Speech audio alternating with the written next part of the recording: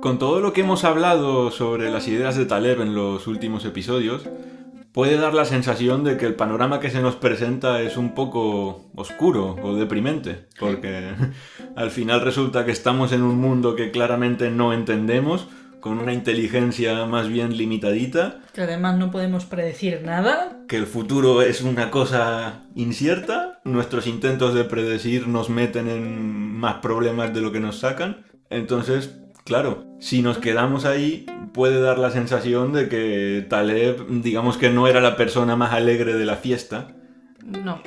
y que igual estaríamos mejor ignorándolo y viviendo nuestra vida sin hacerle mucho caso. Porque puestos a estar en un mundo que no entendemos, por lo menos podemos estar contentos.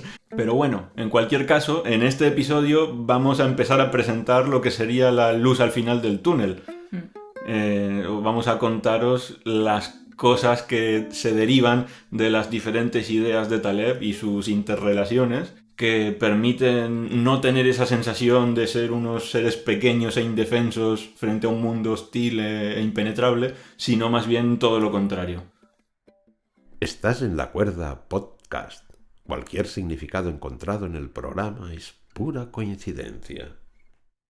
Para empezar, la primera idea que presentaremos de Taleb es la que él le llama la de la vía negativa. La vía negativa, esto es un nombre que él toma prestado de lo que es el conocimiento apofático en la teología cristiana. ¿Apofático? Sí. Háblame en cristiano. Uy, ya. Nunca mejor dicho. Justamente, en cristiano la palabra es apofático. Eran los neoplatónicos que hablaban de cómo la manera de conocer a Dios era enunciando las cosas que Dios no era, ya que era imposible abordar directamente en positivo lo que sí que era. Entonces, bueno, lo de Taleb no tiene nada que ver directamente con la teología, pero sí que él coge prestado este nombre para hacer referencia al hecho de que hay dos maneras de conocer en el mundo. Podemos conocer cómo las cosas son y podemos conocer cómo las cosas no son. Entonces, esa dicotomía nos presenta una situación de asimetría, en donde saber cómo las cosas son es una situación más frágil, más inestable y más delicada que saber cómo no son.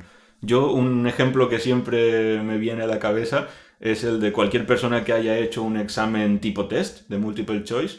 Siempre que hay una pregunta que empieza por la palabra siempre que o nunca, siempre que uno ve que la respuesta tiene un siempre o tiene un nunca, uno ya recela y dice, vale, esa seguro que no es.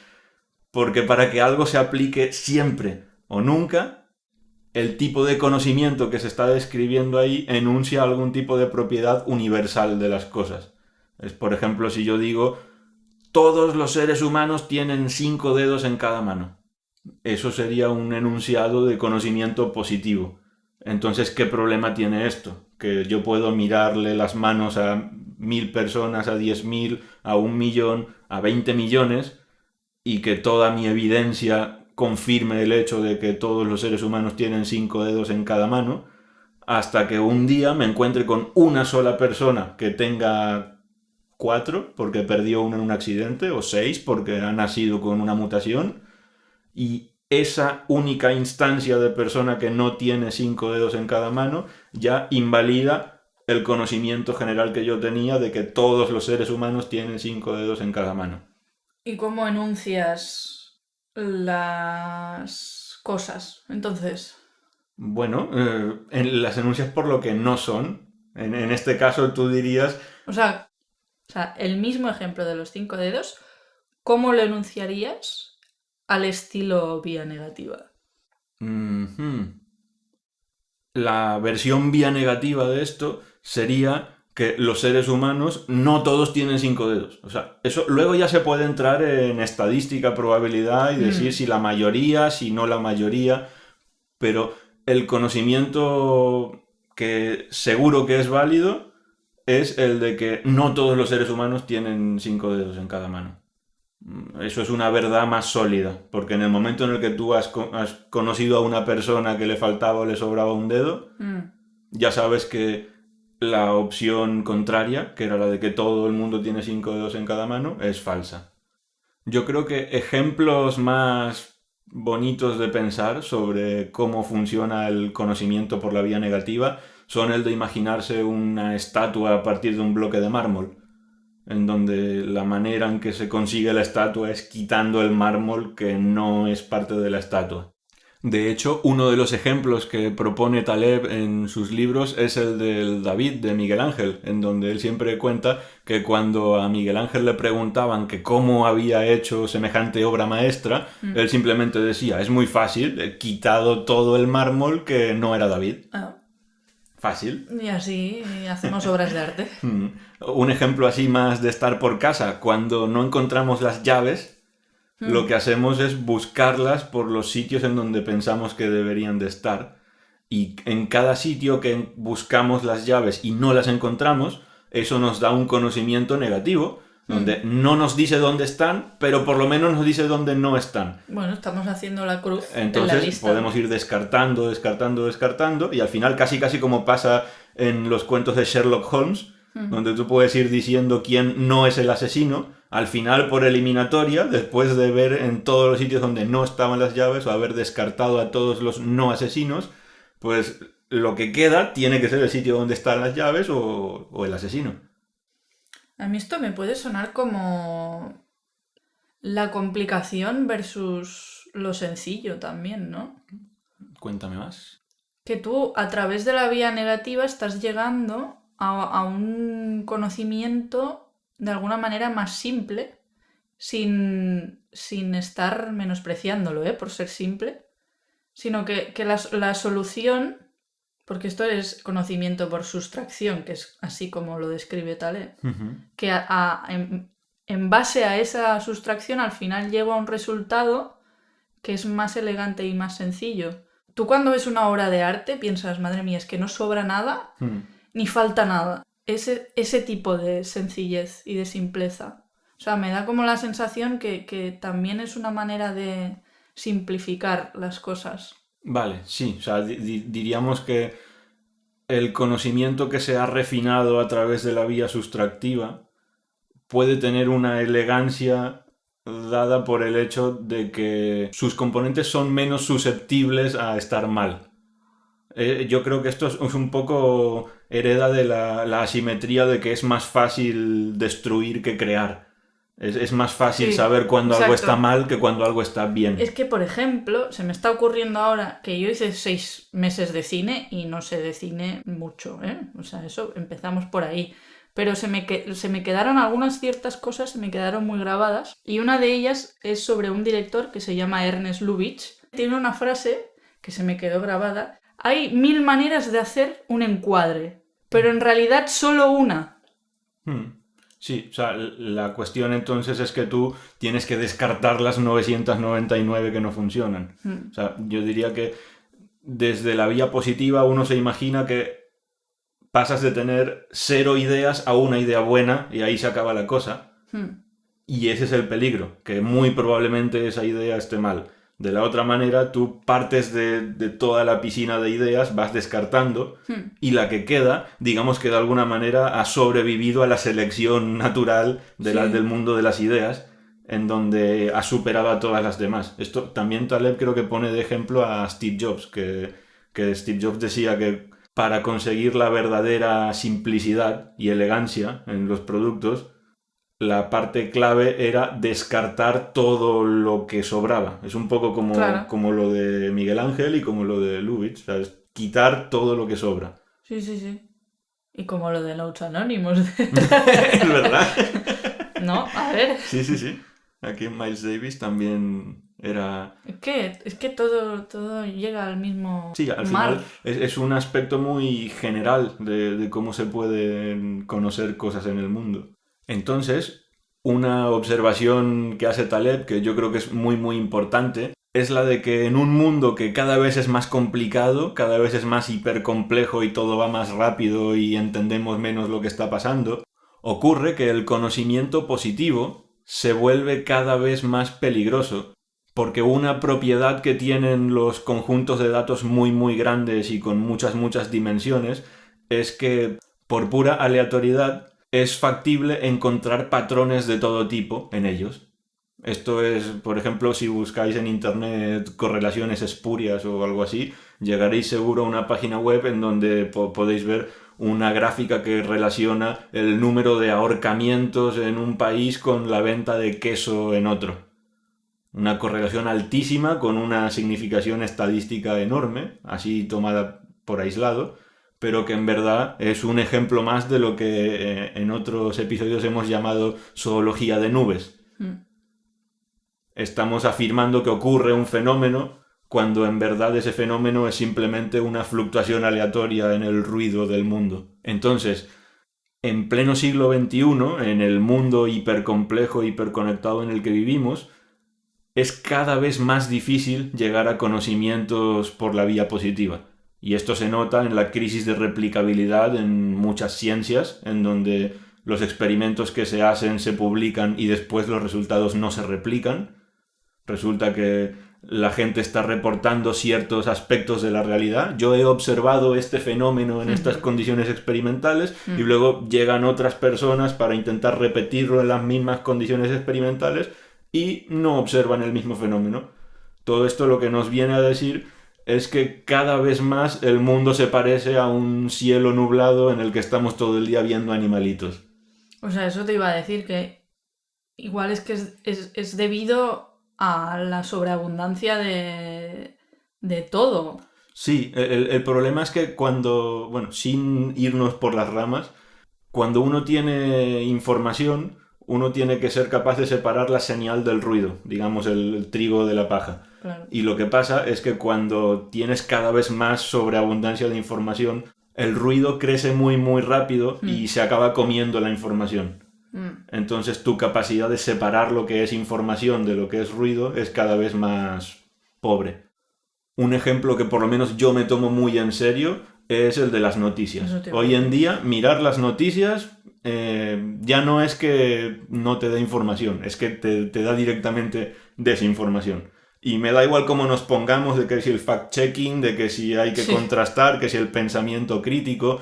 El problema no es que nos hayamos vuelto tontos y necesitemos educación. El problema es que hay tantísima información que la capacidad de separar la señal del ruido es simplemente inviable para nuestras cabecitas de primate. Claro, pero esa capacidad existe y hay que entrenarla. O sea, ¿cómo llegas a ese momento en tu vida? Yo creo que te das cuenta, ¿no? De, joder, ese momento que apagas la tele porque ya estás hasta los huevos.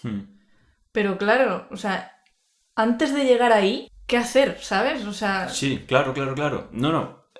O qué no hacer, ojo, ¿no? Estamos en creo eso. ¿Qué no hacer? Existen unas habilidades que podríamos meter dentro del saco de lo que llamamos pensamiento crítico. Y está bien que la gente lo tenga y hasta cierto punto se puede entrenar y hasta cierto punto se puede enseñar. O sea, eso a mí me parece fantástico. El punto es que en exceso la información directamente es tóxica. Sí. Entonces, al final llega un momento en el cual la mejor opción, vía negativa, es no mirar las noticias. O por lo menos mirarlas una vez a la semana en vez de una vez al día, o una vez al día en vez de una vez cada hora, o una vez cada hora en vez de estar permanentemente conectado en Twitter. Lo que quiero decir con esto es que debido a la toxicidad de la información, por muy bien amueblada que tengamos la cabeza, el simple hecho de exponernos a esa abundancia es lo que nos acaba volviendo un poquitín tarumbas. Es un poco como decir, yo podré saber toda la nutrición del mundo, pero si cada día me como 14 donuts, acabaré pesando 4 toneladas. Tarumba, ¿eh? Entonces, claro, esto que estamos hablando de la toxicidad de la información es la toxicidad de la información por la vía positiva. En cambio, la vía negativa es muchísimo más robusta frente a este problema. Porque a mí me da igual que me den 400.000 noticias al día sobre los dedos que tiene cada persona en su mano. Yo solo necesito un ejemplo de una persona que no tenga 5 para llegar a mi conclusión vía negativa de que los humanos no todos tienen 5 dedos. Bueno, esto en la ciencia se hace un montón, ¿no? Eso es verdad. O sea, la ciencia como método es esencialmente disconfirmatoria. Lo que hay siempre son teorías que hasta nuestros mejores esfuerzos de intentar demostrarlas falsas, de momento hemos fracasado y por lo tanto nos las quedamos. Pero sí que cuando se dice en la tele y en los periódicos, los científicos demuestran que X, la manera en que se debería de interpretar eso y cómo lo interpreta una persona que tiene conocimientos sobre cómo va el método científico, sería: los científicos, tras un arduo esfuerzo de con la mejor de sus posibilidades intentar encontrar un error en lo que le llaman la teoría X, no han conseguido demostrar que esa teoría esté en incompatibilidades frontales con cómo son las cosas en el mundo. Vale, o sea, problema, este titular no cabe en la cajita de las noticias. Ya, y supongo que no vende. Eso es verdad, la gente espera conocimiento positivo. Es que... O sea, yo abro el periódico para que me digan si tengo que comprar Tesla o vender Tesla. Exacto. O sea, no estoy yo para dudar sobre lo que me dicen en el periódico. Ya dudo yo con mis asuntos personales día a día como para que ahora tenga que encender la tele, ver un titular y que sea ambiguo o me esté contando un cuento, como el que me acabas de contar tú. Sobre los científicos y el método científico. Pero oye, estaría chulo sacar un periódico que sí, cada igual día te enseñe todas las cosas que no son en el mundo. Entonces, ese sí que es un periódico que cuantas más veces lo mires y lo compres todos los días y lo leas, por vía negativa, ¿sabes? Vas quitando todo el mármol y al final a lo mejor llegas a algo que se parece mucho más al Miguel Ángel que leyendo el periódico de toda la vida. Igual hay algún periodista por ahí que está ya tramando un plan para sacar un periódico que solo... El antiperiódico. Solo publicará noticias cuando las haya. Y si no, no. Que eso lo dice Taleb. Eso sí. Que los periódicos deberían de no publicar nada en los días en los que no haya pasado nada relevante. Sí, ese es otro tema de lo de separar señal de ruido. Si el periódico me estuviese filtrando realmente la señal y me da solamente el trigo y se ha filtrado la paja, lo que él dice es la mayoría de los días el periódico tendría que tener página y media y en algunos días puntuales cuando ocurren grandes eventos debería de tener 400 páginas. Exacto. En esa situación sería buena idea consumir las noticias de forma asidua. Pero el hecho de que los periódicos siempre tengan la misma longitud y te den un canal constante de información, bueno, de lo que ellos llaman información, a cucharadas sin parar, como si fuésemos aquí gansos, justamente nos está indicando de que ellos no han hecho un verdadero filtrado de la señal del ruido y por lo tanto cuando nosotros consumimos eso nos exponemos a que el ruido acabe haciéndonos encontrar patrones falsos en las regularidades del mundo y tengamos una visión de la realidad que está cada vez más distorsionada. Separadamente de que seamos muy buenos o muy malos con el pensamiento crítico.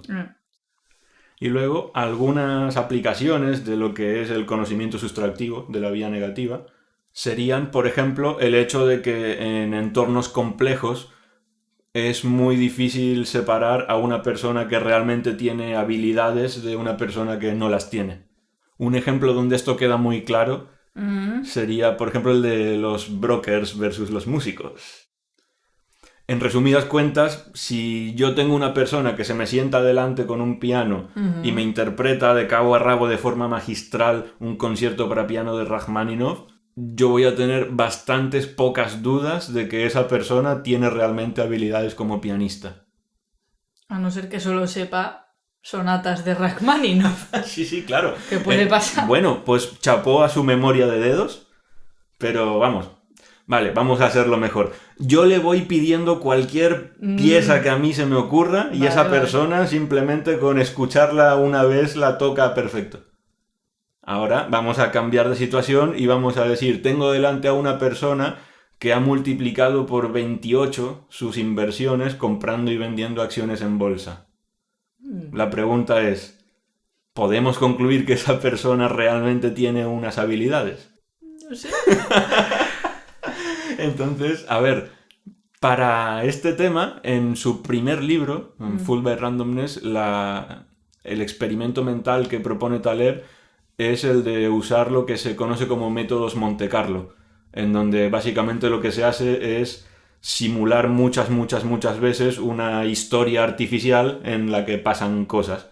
Por ejemplo, si tú dices, yo quiero saber qué pasa si juego la ruleta rusa, pues uno puede simular a 1.000.000 de mini-yoes que juegan a la ruleta rusa y llegar a la conclusión de que si el revólver tiene 6 cámaras, pues 5 de cada 6 veces el mini-yo sobrevive y 1 de cada 6 veces el mini-yo acaba con los sesos en la pared. Hasta ahí todo bien.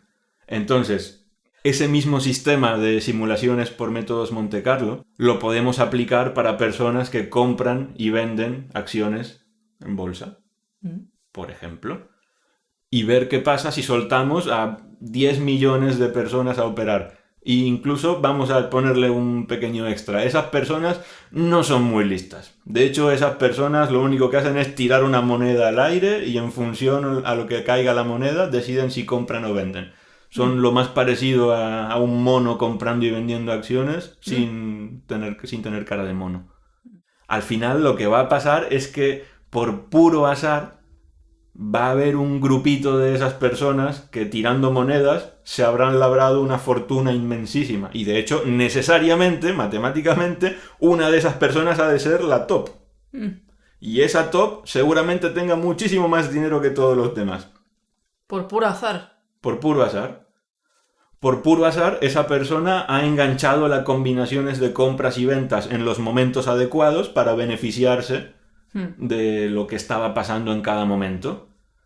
Entonces, la cuestión es que esa persona, tú sabes de antemano que no tiene absolutamente ninguna habilidad. Es un agente completamente ciego y carente de inteligencia. Y sin embargo, si a ti te ponen delante a esa persona, es fácil que caigas en el equívoco de pensar que tiene algún tipo de toque de genialidad que le permite entender los mercados a un nivel más profundo que todos los demás. Claro, porque igual ahí sí que hay alguien habilidoso. ¿En dónde? En la oficina de los brokers. ¿O me estás diciendo que no hay absolutamente nadie capaz de hacer compras y ventas con competencia? Claro, yo lo que digo es que cuanto más grande es la oficina, más fácil es que tengas a un superstar. Por esa propiedad que tiene, que cuando pones a muchos agentes tontos al mismo tiempo, a alguno le tiene que tocar la perra gorda. O sea, si estoy yo solo en mi casa, lo más seguro es que no destaque mucho y seguramente me acabe arruinando también por las comisiones y demás. Pero si yo voy a una oficina en donde somos 5.000, es bastante factible que de esos 5.000, siendo todos nosotros tonticos con inteligencia cero, haya un puñado que tenga un rendimiento espectacular. A 1 año vista, a 2 años vista. Y si en vez de 5.000 estamos hablando de que somos una gran empresa y hay 50.000, más exitoso todavía será el individuo que esté en la cima del que lo que éxito. me dices es que el individuo que esté en la cima no necesariamente tiene que ser el más brillante, sino que ha hecho las combinaciones por puro azar que le han beneficiado más. Y eso puede estar muy mezclado con toda una serie de rituales, con una serie de conocimientos aparentes. A lo mejor esa persona ha resuelto muchas ecuaciones. Claro, te iba a decir, no hay ningún conocimiento específico, porque esto claramente es... hay una distinción de campos profesionales aquí muy fuerte, en el sentido de que yo realmente requiero de unas habilidades muy concretas para tocar la guitarra bien, y en cambio estos señores que están en la oficina ahí haciendo sus negocios no tienen una capacidad especial para hacer negocios. Ninguno de ellos. Es que tú vas ahí y dices eso y... Claro. Esto conecta directamente con lo que le hemos llamado el espíritu escéptico frente a la realidad. El hecho de que cuando tenemos que decidir que tenemos algún conocimiento, ¿cuál es nuestra vara de medir para decidir que ese conocimiento es sólido? Entonces, lo que estamos diciendo ahora mismo es que una persona con un rendimiento espectacular operando en bolsa, letra pequeña, suponiendo que no tenga algún tipo de conocimiento interno porque es amigo del jefe de no sé quién y tiene información privilegiada, ¿no? Vamos a suponer que eso no es el caso.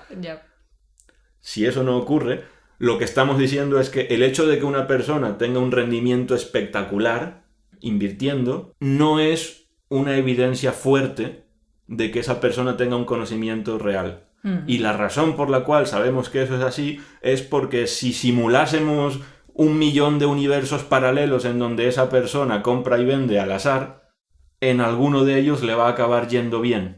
Mientras que si yo simulo 1 millón de universos donde personas que no saben tocar el piano se sientan delante de un piano, absolutamente ninguna me va a tocar un concierto para piano de Rachmaninoff.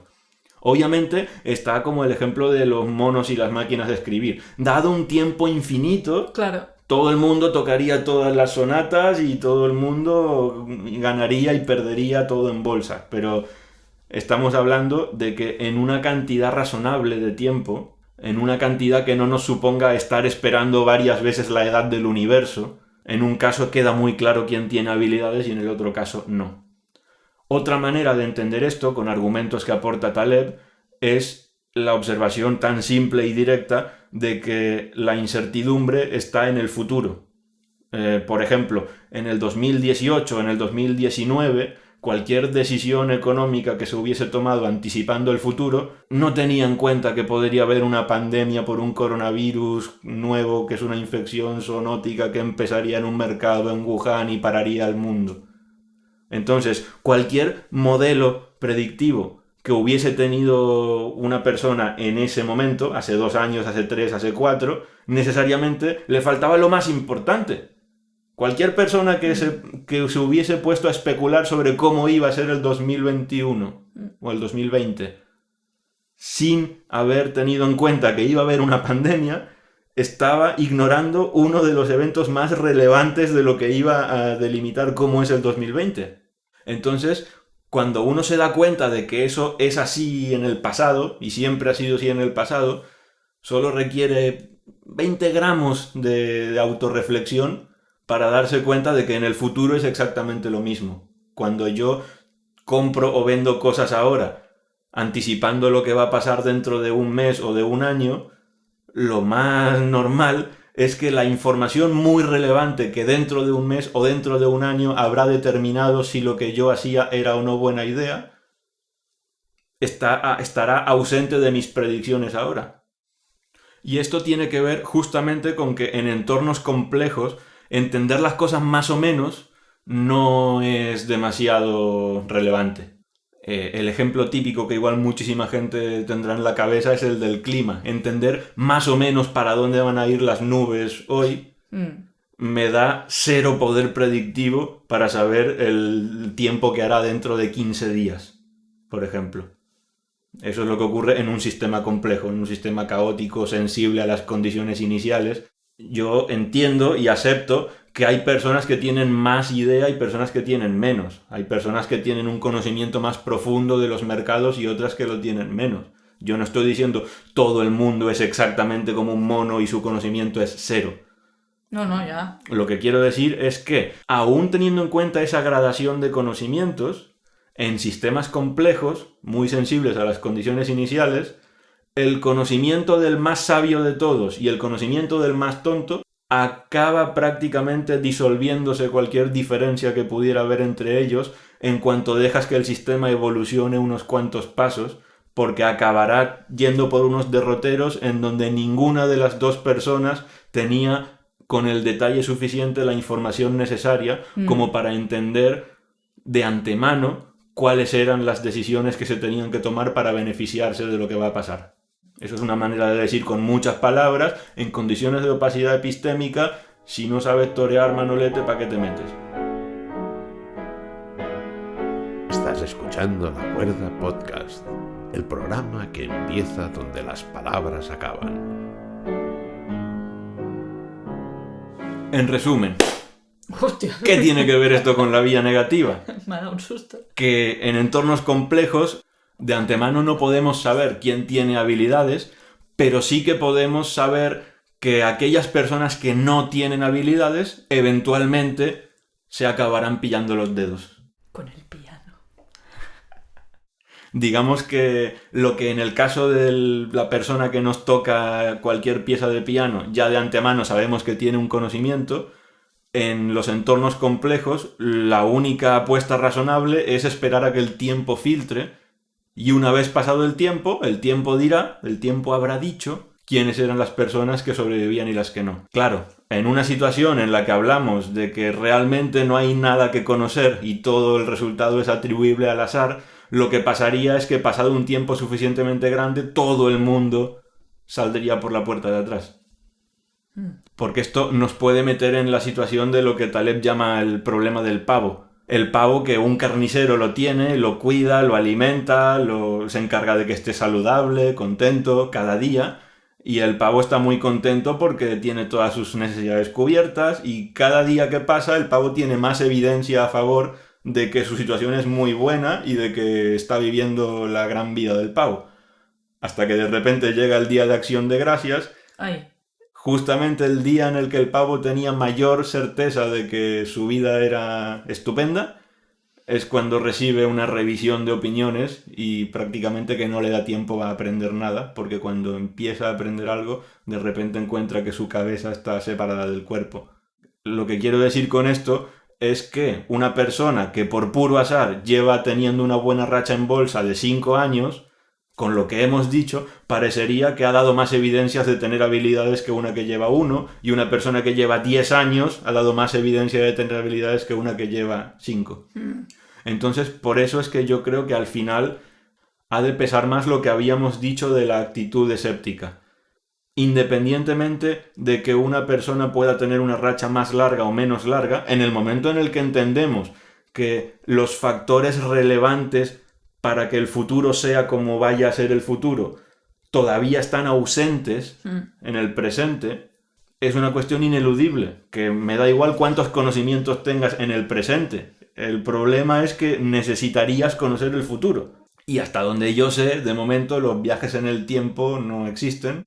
Así que doy por hecho de que una persona que juega a estos juegos lo hace en función a la información que hay en el presente. Por otra parte, y conectándolo nuevamente con la idea de la vía negativa, a pesar de que uno no pueda saber lo que ocurrirá en el futuro, lo que sí que puede estar pasando es que hay ciertas cosas que uno ha de no hacer para no salir por la puerta de atrás. Entonces, en ese caso, sí que el tiempo podría acabar filtrando a las personas que tienen una estrategia que es directamente contraproducente. Estaríamos hablando de que la persona con más habilidad en ese mundillo no sería la que tiene más conocimiento, talento, habilidad en el sentido positivo de la palabra, sino la que mejor consigue evitar tomar ciertas malas decisiones que con la información presente se pueden determinar y que eso le pueda aportar una ventaja comparativa respecto al resto de personas que están demasiado emborrachadas de conocimiento positivo y eso les lleva a tomar malas decisiones. Mira, todo esto me recuerda a la prudencia que tuvieron unos ciertos intelectuales en el Reino Unido, unos que se llamaban, atención, Fabian Society, ¿vale? Miembros de la Fabian Society. Esto es del libro Antifrágil, ¿no? Sí, esto es del libro Antifrágil. Miembros de la Fabian Society. George Bernard Shaw, célebre ensayista. H.G. Wells, célebre novelista. Leonard y Virginia Woolf, punto. No son unos mindundis, ¿eh? Y, pues, ¿por qué se llamaban Fabian Society? Viene de Fabio Máximo, que recibió el apodo de Cunctator. Cunctator quiere decir el que procrastina o el que retrasa. Es verdad que procrastinamiento, creo que la palabra no está en la RAE, o sea que si alguien no lo sabe, procrastinar es dejar las cosas para más adelante. Exacto. Pues este chico, Fabio Máximo, siempre dejaba la intervención militar para otro momento. Y volvía loco a Aníbal, que era el tipo más militar que podías echarte en cara. Básicamente, lo que hacía era evitar y posponer el combate. Fabio Máximo. Y estos, los del Reino Unido, acogieron las ideas del sabio Cunctator y lo que hacían era retrasar la revolución, porque ellos se autodenominaban revolucionarios, ojo, no eran antirrevolucionarios, hacían activismo, Y lo que hacían era retrasar la revolución para ver qué sucedía y entonces, echando mano de esa prudencia, luego reajustaban su ideología en función de lo que pasaba Ujú. y actuaban con la nueva información. Claro. O sea, ¿no? Luego no tienes que estarte justificando genocidios y hambrunas. Exacto. Tú observas sabiamente lo que ocurre antes de hacer la revolución. Así dan ganas de ser revolucionario. ¿Mm? Pues esto que dices me recuerda a ese famoso cuento del hombre que tenía un caballo y lo pierde, ¿no? Y todos sus vecinos le dicen, oh, qué pena que has perdido tu caballo, debes de estar muy enfadado, ¿no? Y el hombre dice, bueno, ya veremos. Entonces al día siguiente el caballo vuelve con toda una manada de caballos salvajes y el hombre de repente tiene un montón de caballos y vienen todos los vecinos a felicitarle y decirle, oye, debes de estar súper contento, ahora tienes un montón de caballos. Y el hombre dice, bueno, ya veremos. Entonces un día su hijo, domando a los caballos que habían llegado nuevos, sin querer se rompe una pierna y se hace bastante daño y vienen todos los vecinos preocupados a decirle, oh, sentimos mucho que tu hijo se haya roto una pierna, debes de estar muy apenado. Y el hombre, claro, dice, bueno, ya veremos. Y poco tiempo después estalla una guerra por ahí cerca y todos los jóvenes son reclutados para ir a primera fila en la batalla y su hijo se salva de ir a la guerra a una muerte segura ya que tenía la pierna rota. Vienen los vecinos a decirle que debería de estar muy contento por lo que le ha pasado y obviamente su respuesta es, bueno, ya veremos. En resumidas cuentas, cuando estamos frente a sistemas complejos, quitar lo que sobra es mucho más robusto que añadir lo que creemos que falta. Porque por todo lo que hemos comentado de la opacidad epistémica y los efectos inesperados, es mucho más fácil que nos metamos en un jardín intentando añadir cosas extra que quitándolas. Justamente por el hecho de que los sistemas complejos tienen mecanismos de autorregulación y encuentran la manera de alcanzar equilibrios sin necesidad de que nosotros tengamos que entender o planificar la manera en la cual se va a llegar a esos equilibrios.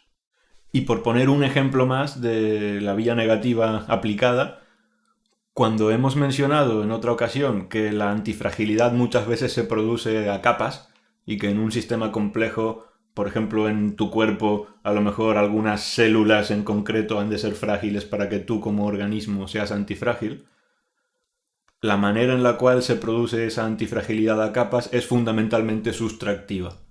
Por ejemplo, en ese caso, quitas ciertas células. Es decir, los mecanismos mediante los cuales los sistemas complejos consiguen ser antifrágiles y beneficiarse frente a las sorpresas, los imprevistos, el estrés, los ataques, es más quitando lo que sobra que añadiendo cosas que supuestamente faltaban.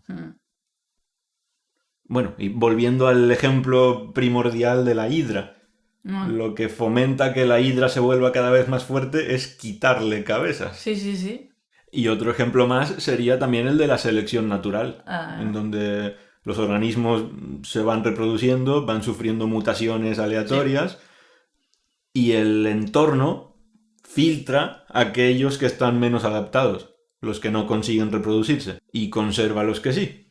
Entonces, al final, lo que acaba resultando es que la vida se abre camino por los sitios y condiciones más inhóspitas, no porque tenga un conocimiento previo y positivo de qué cambios hay que hacer para adaptarse a esos sitios, sino porque ha tenido la sabiduría sustractiva de probar de todo y quitar lo que no funcionaba. En cierta manera, la vida abriéndose camino es una especie de Miguel Ángel planetario tallando su obra maestra. Es que se me ocurre que además de ser antifrágil, lo que permanece también está dotado de una cierta... no sé si llamarle fortaleza o qué. ¿O es solo meramente antifrágil? ¿Qué quieres decir fortaleza? Pues con fortaleza me refiero a que es fuerte, a que lo sólido, lo que persiste, no son los animales con el caparazón más resistente, son Ya, bueno, las plantas que resisten mejor las inclemencias del tiempo. Claro, lo que ocurre es que cuanto más duras hayan sido las condiciones de filtrado, más hardcore será Claro. el aspecto de lo que quede, ¿no? Tienes los ositos de agua, estos, los bichillos microscópicos que los puedes congelar, los puedes hervir, los puedes someter a radiación, los puedes llevar al vacío del espacio, traerlos de vuelta y de repente... Un momento, ¿esto es un animal? Es un... Ositos de agua. Sí. ¿Qué cojones? Ah, coño, sí, este engendro. Sí, ositos de agua, también llamados tardígrados. Si quieres que te lo diga en cristiano, Sí, tardígrados. prefiero ¿cómo? Tardígrados. Tardígrados. Sí, Son como gusanos con muchos michelines. más o menos. Y por otra parte, claro, pues tienes al oso panda, que solo come bambú, y si se acaba el bambú se muere de hambre, y aunque haya mucho bambú se extingue igual porque no le da la gana reproducirse. Mira con lo adorable que es el oso panda. Claro. Mira, el tardígrado pobre no es adorable. O sea, la antifragilidad no significa que necesariamente haya de optarse por la opción más acorazada, más belicosa, más resistente, más dura, sino que eso normalmente será un indicador de la presión evolutiva que ha habido. Cuando ves un bicho que resiste un bombardeo, probablemente es que venga de unas trincheras en donde lo normal es pasarlo muy mal, situaciones muy extremas. En cambio, cuando estás en un sitio muy mimadito entre algodones, pues claro, se te pone cara de panda. Otra aplicación práctica de la vía negativa que Taleb nos cuenta es un refrán que dice que alejarse de una persona ignorante es equivalente a estar cerca de una persona sabia.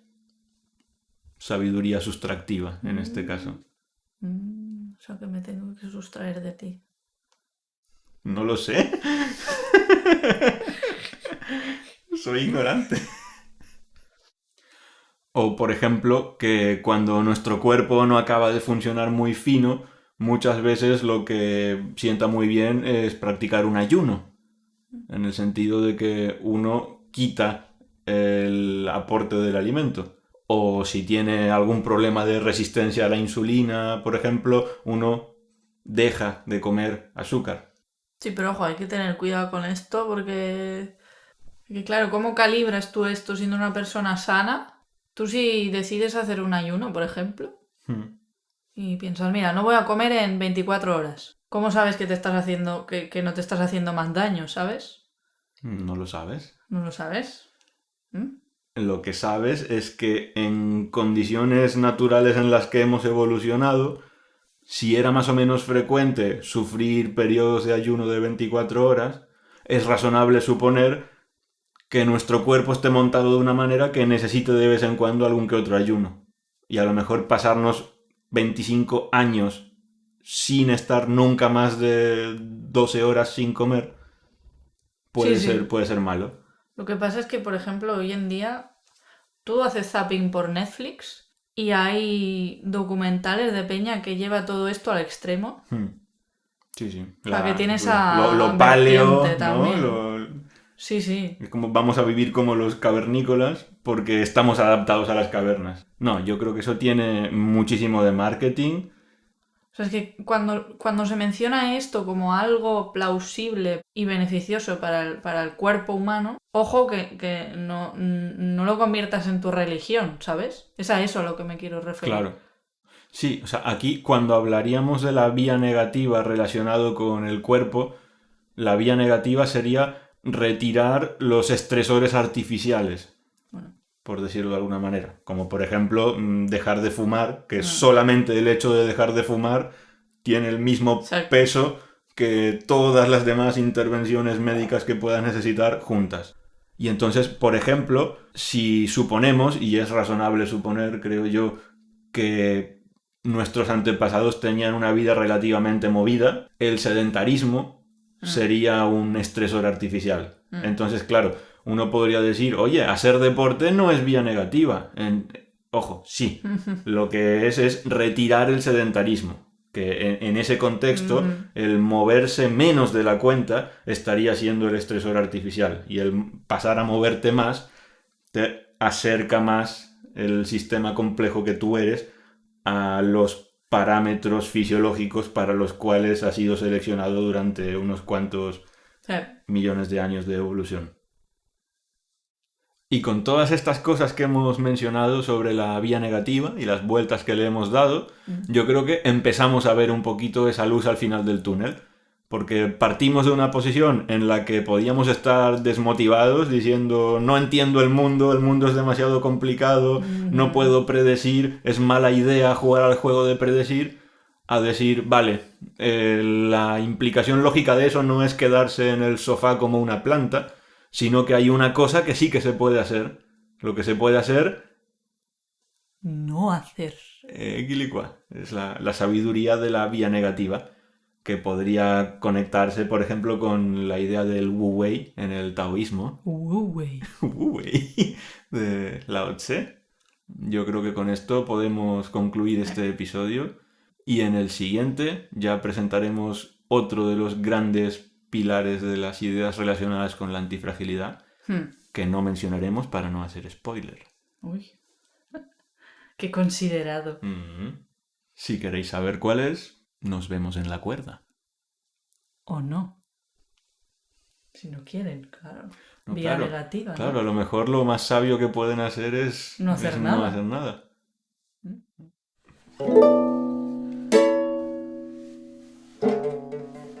Bueno, ya veremos.